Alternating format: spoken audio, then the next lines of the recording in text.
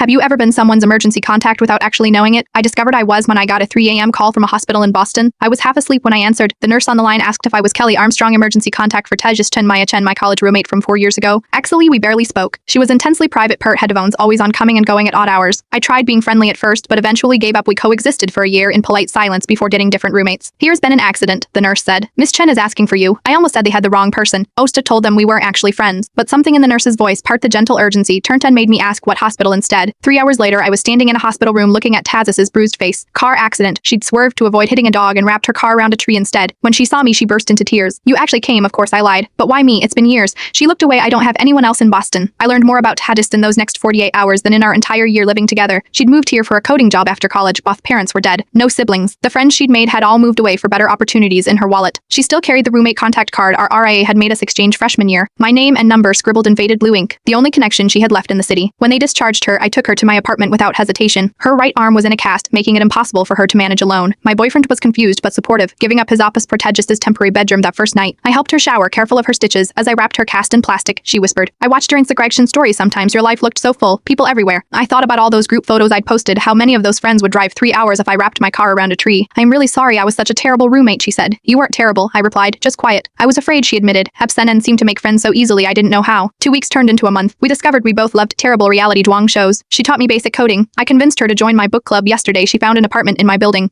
She's meeting my friends for our weekly dinner this morning. I updated my own emergency contact. I crossed out my mom's distant phone number and wrote in Tabas's IDES. Sometimes the people who save us aren't the ones we expect. Sometimes they're the quiet girl from freshman year who we never really knew at all.